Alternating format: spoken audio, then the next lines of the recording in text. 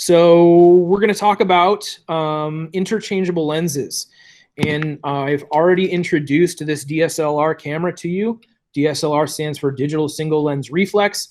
But today, when we're looking at our Canon Rebels or class set, we're really going to be thinking about and appreciating this additional feature of the camera. And that is the fact that this lens portion of the camera can be removed and swapped out for a different lens. And that is something that is not possible on every DSLR camera. So it's not, it's a bonus feature. It's a fantastic feature that we really want to take advantage of when we can, okay?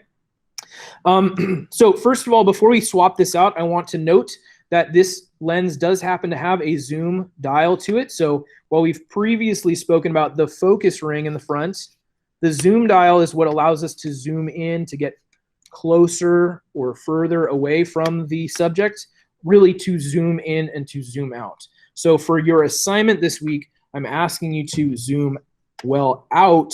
We want to make sure that you are shooting far away or creating an image that depicts a faraway view of a subject, okay? But then we also want you to show us a view that depicts a closer view of that subject that's very zoomed in. And so in order to do that, we're going to remove the lens. I'm going to push and hold on this button on the left side of the camera.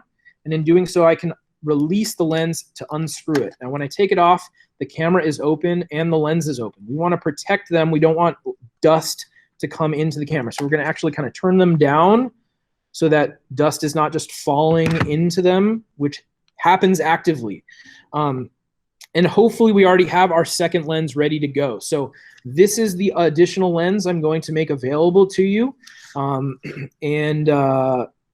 talk more about it in a second, but it does have both a rear lens cap and a front lens cap on it, protecting it when it's not in use. So we're going to take the rear lens cap off.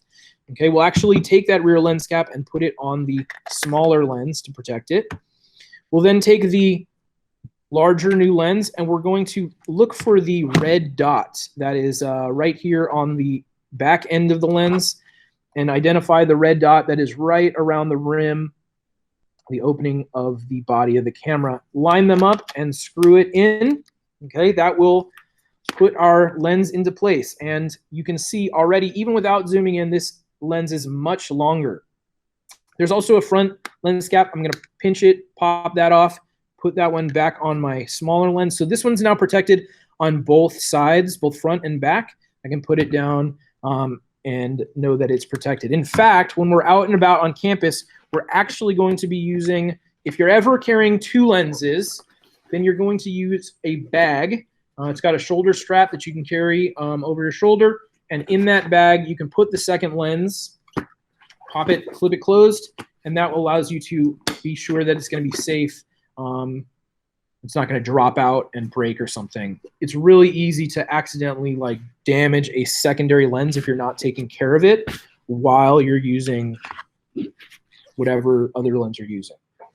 Okay, so we've got this longer one, and you can see that if I turn the zoom dial on this one, it has a much greater zoom capacity. It literally gets very, very long. That's just moving the pieces of glass. The lens is further and further away from one another to adjust the focal length and the focal range, essentially. And so again, while we have already shot, we want you to shoot one photo of your subject from far away, zoomed out. We now want you to use this long lens to zoom way far in and shoot another photograph that is going to depict a much closer view of that same subject. So it's fairly straightforward. The idea that we're changing our equipment to provide us with more range of views in terms of the distance from us to the subject.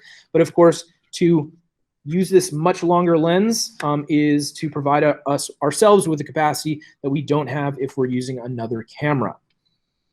For example, on many of our phones, find that the camera, which cannot zoom in an optical sense, it cannot physically get longer and shorter. It will offer us the ability to zoom in with a digital zoom. Digital zoom is not the same as an optical zoom. It's basically like, cropping your photo smaller and smaller and smaller and just making it bigger on the screen. Many of you have probably experienced that when you use a digital zoom, sometimes you're just pinching and spreading your fingers on the screen. It just gets more pixelated. Like those pixels just get larger on the screen. So this solves that problem. You're using a piece of equipment which is literally bringing the focal length closer to the focus closer to the subject and allowing you to bring the viewer in to whatever subject you want to depict to them. I'm excited for you to play around with the lenses and experience those options.